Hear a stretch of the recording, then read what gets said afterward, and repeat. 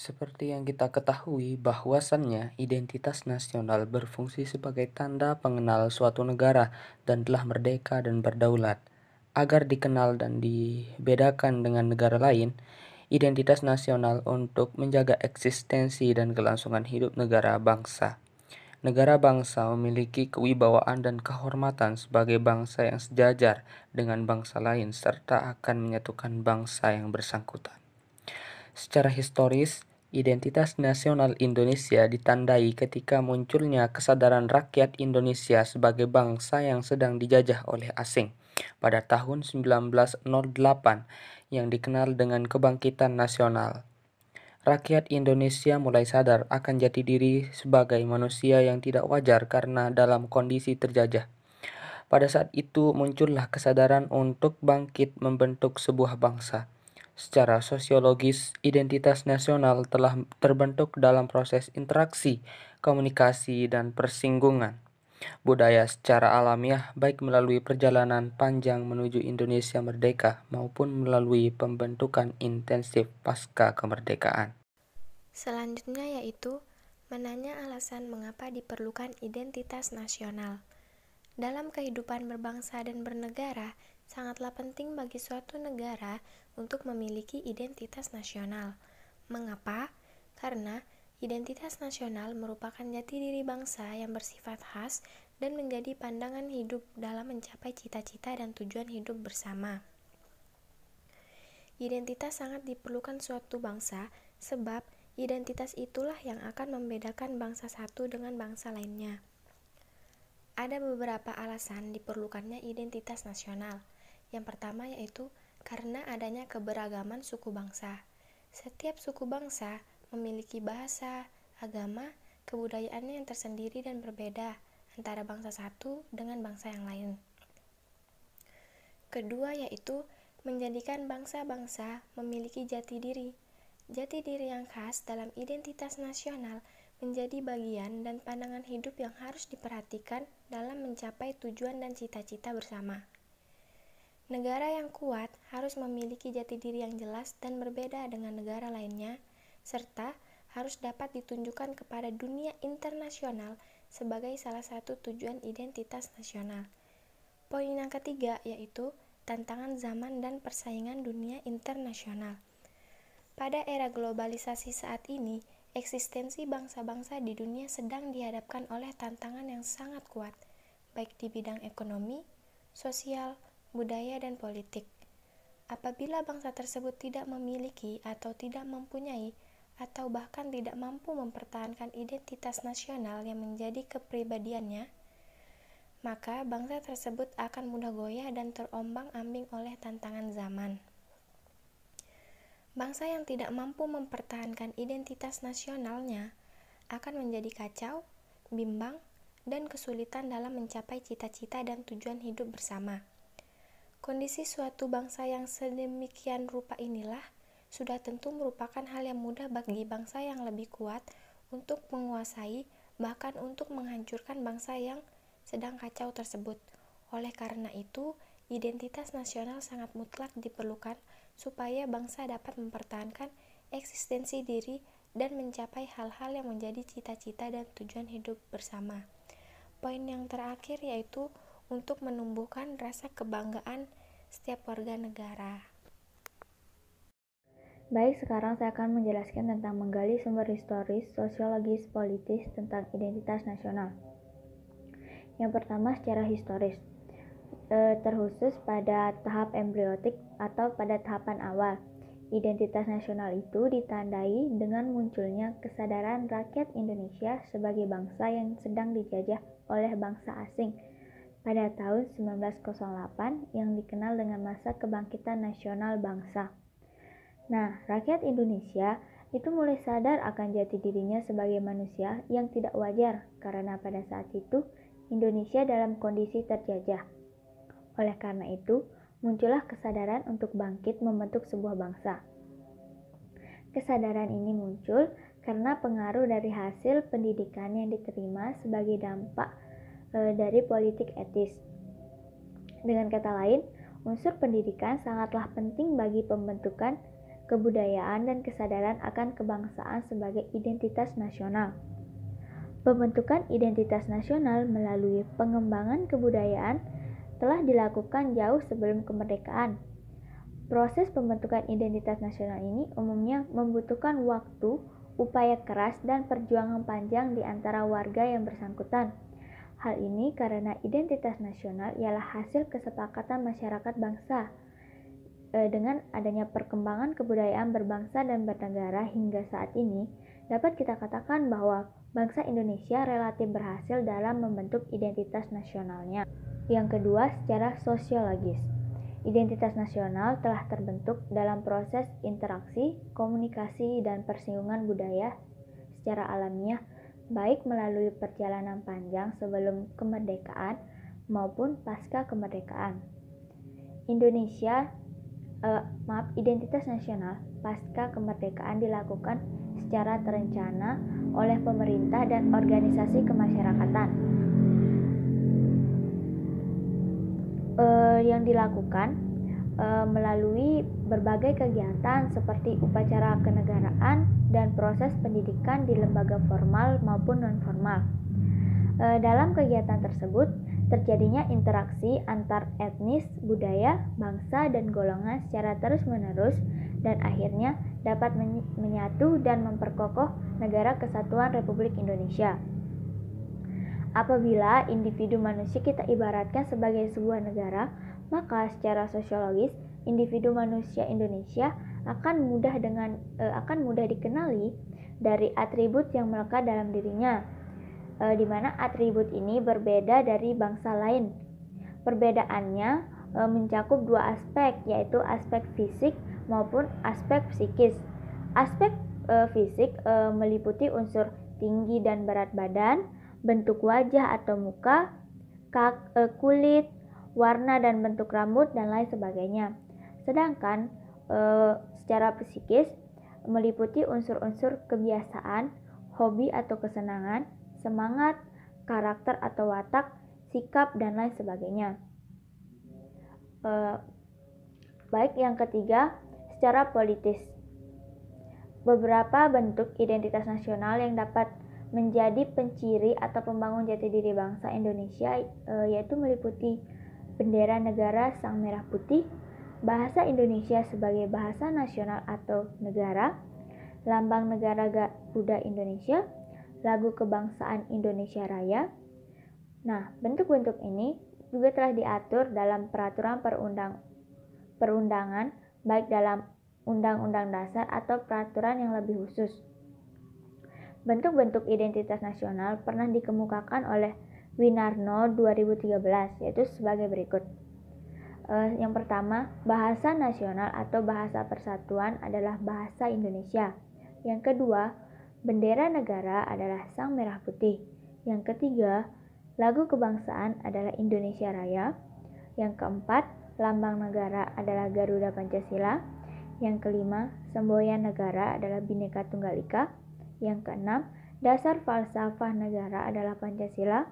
Yang ketujuh, kontribusi negara adalah Undang-Undang Dasar Negara Republik Indonesia tahun 1945. Yang ke-8, bentuk negara Kesatuan Republik Indonesia. Yang ke-9, konsepsi wawasan Nusantara. Yang ke-10, kebudayaan daerah yang telah diterima sebagai kebudayaan nasional. Nah, semua bentuk identitas nasional ini telah diatur dan perlu disosialisasikan dari satu generasi ke generasi berikutnya. Baik, sekian dari saya. Di sini ada beberapa identitas nasional. Saya akan menjelaskan tentang bendera merah putih dan bahasa Indonesia. Pertama, bendera merah putih. Bendera merah putih bukan hanya sekedar simbol belaka, tetapi memiliki makna. Bendera merah putih ini memiliki makna khusus, yaitu merah berarti berani dan putih berarti suci. Seperti dapat difilosofikan, warna merah melambangkan tubuh manusia, sedangkan warna putih melambangkan jiwa manusia. Keduanya saling melengkapi dan menyempurnakan. Bendera merah putih ini pertama kali dikibarkan di Indonesia pada tanggal 17 Agustus 1945 saat proklamasi kemerdekaan bangsa Indonesia. Kedua, bahasa Indonesia. Bahasa Indonesia sebagai bahasa persatuan yang berasal dari bahasa Melayu. Mengapa bahasa Melayu? Karena bahasa Melayu jauh dari sebelum Indonesia merdeka telah digunakan sebagai bahasa persatuan. Dalam pasal 36 Undang-Undang Dasar 1945 disebutkan bahwa bahasa negara ialah bahasa Indonesia. Kemudian dalam pasal 1 ayat 2 Undang-Undang Nomor 24 Tahun 2009 tentang bendera, bahasa, dan lambang negara serta lagu kebangsaan menyatakan bahwa bahasa Indonesia adalah bahasa resmi nasional yang digunakan di seluruh wilayah negara kesatuan Republik Indonesia. Bahasa Indonesia juga memiliki fungsi yaitu sebagai jati diri bangsa, sarana pemersatu bangsa, serta sarana komunikasi antar daerah dan budaya. Lambang negara. Garuda Pancasila sebagai lambang negara bangsa Indonesia melambangkan kemegahan dari negara Indonesia. Adapun bentuk lambang Garuda Pancasila ini merupakan buah karya anak bangsa, yaitu Sultan Hamid II dari Kesultanan Pontianak. Seekor burung Garuda yang berdiri tegak, yang kepalanya menghadap ke kanan dengan mengembangkan sayapnya ke kanan dan ke kiri. Pada sayap kanan dan kirinya berelar 17 helai, dengan ekor 8 helai dan leher 45 helai, yang menunjukkan pada waktu kemerdekaan bangsa Indonesia, yaitu tanggal 17 bulan 8 tahun 1945. Pada dadanya digantungkan sebuah perisai yang dibagi menjadi 5 ruang di tengah dan 4 di tepi. Bintang cemerlang atas dasar hitam merupakan sinar cemerlang abadi dari ketuhanan yang Maha Esa. Rantai yang terdiri dari gelang-gelang persegi dan bundar yang bersambung satu sama lain dalam sambungan yang tiada putusnya merupakan lambang dari peri kemanusiaan. Pohon beringin adalah lambang kebangsaan, banteng merupakan lambang kedaulatan rakyat, padi dan kapas adalah lambang kecukupan.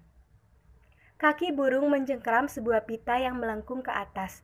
Pada pita tersebut bertuliskan Bhinneka Tunggal Ika yang artinya berbeda-beda tetapi tetap satu jua sebagai semboyan negara kita.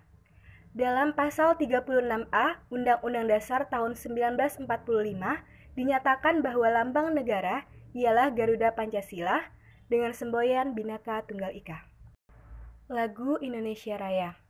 Lagu Kebangsaan Indonesia Raya merupakan buah karya dari Wage Rudolf Supratman. Ini begitu menggambarkan semangat cinta tanah air dan kegagalan serta kebenaran. Lagu ini baru pertama kali diperdengarkan dalam forum resmi, yakni pada saat sebelum Kongres Pemuda kedua, yang pada masa itu merumuskan Sumpah Pemuda. Ditutup pada tanggal 28 Oktober tahun 1928. Pada peristiwa itu, lagu Indonesia Raya dimainkan dengan biola tanpa syair. Lagu tersebut disambut dengan tetesan air mata dan semangat menggelora demi Indonesia merdeka. Dalam pasal 36B dinyatakan bahwa lagu kebangsaan ialah Indonesia Raya. 5. Semboyan negara Bhinneka Tunggal Ika. Bhinneka Tunggal Ika artinya berbeda-beda tetapi tetap satu jua. Semboyan ini dirumuskan oleh para The Founding Fathers mengacu pada kondisi masyarakat Indonesia yang sangat pluralis yang dinamakan oleh Herbert Feith, seorang Indonesianis yang menyatakan bahwa Indonesia sebagai mosaic society, seperti halnya sebuah lukisan mozaik yang beraneka ragam warnanya. Namun, karena tersusun dengan baik, maka keanekaragaman tersebut dapat membentuk keindahan sehingga dapat dinikmati oleh siapapun yang melihatnya. Semboyan Bhinneka Tunggal Ika ini mengandung makna juga bahwa bangsa Indonesia adalah bangsa yang heterogen. Tak ada negara atau bangsa lain yang menyamai Indonesia dengan keanekaragamannya, namun tetap berkeinginan untuk menjadi satu bangsa, yaitu bangsa Indonesia. 6. Dasar falsafah negara Pancasila. Pancasila memiliki sebutan atau fungsi dan kedudukan dalam sistem ketatanegaraan Indonesia. Pancasila berfungsi sebagai dasar negara, ideologi nasional, falsafah negara, pandangan hidup bangsa, dan banyak lagi fungsi Pancasila.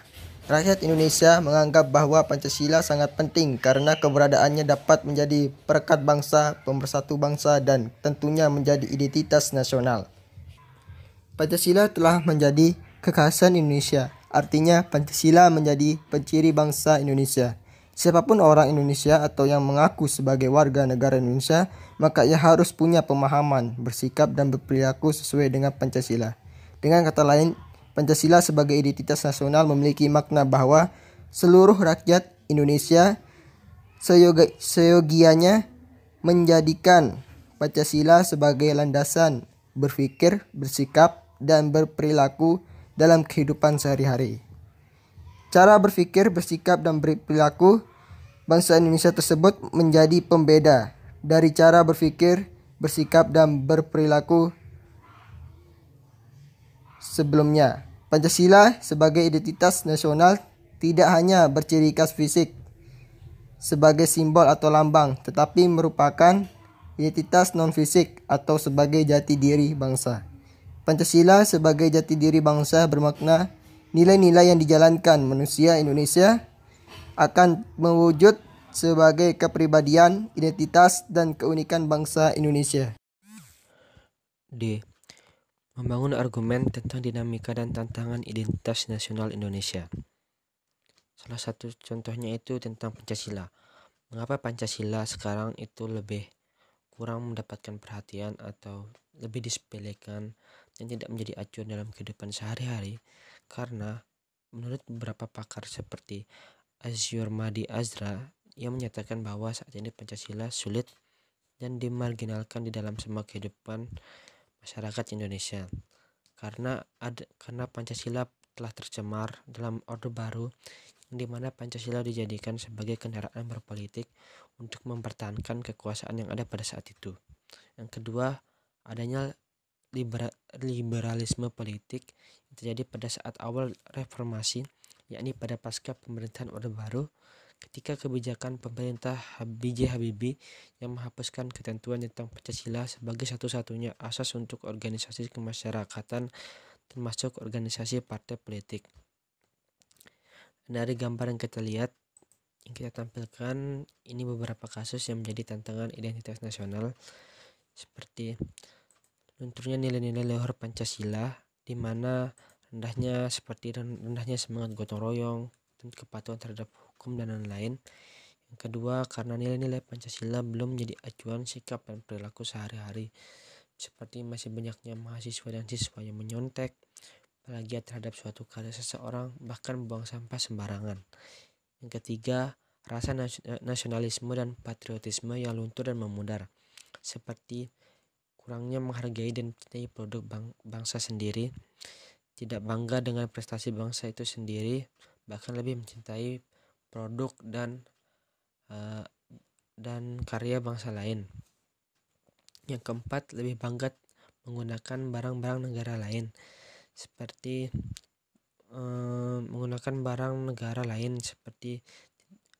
lebih menghargai bendera negara lain, tidak menghargai bendera merah putih, terus lebih tertarik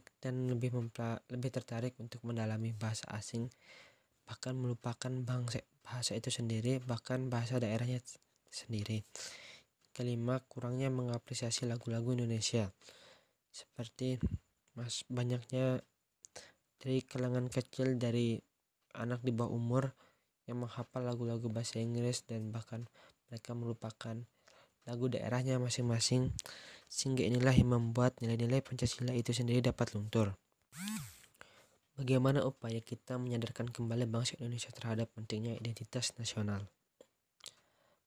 Banyaknya dari kasus yang bertentangan dengan identitas nasional itu disadari bahwa didasari karena rendahnya pemahaman dan menurunnya kesadaran warga negara dalam bersikap dan berperilaku menggunakan nilai-nilai Pancasila, terutama pada awal era reformasi bahkan hingga sampai sekarang ini. Sehingga yang perlu kita lakukan itu sadar terhadap diri sendiri dan mulai menerapkan nilai-nilai Pancasila sejak kecil terhadap anak kita, sehingga pada saat dia dewasa nanti dia akan memahami betapa pentingnya Pancasila sebagai identitas nasional, dan bangsa Indonesia perlu didorong agar menjadi bangsa Indonesia yang beretos kerja tinggi, rajin, tekun, ulet, tidak malas, serta menjunjung tinggi nilai kejujuran dan kesopanan.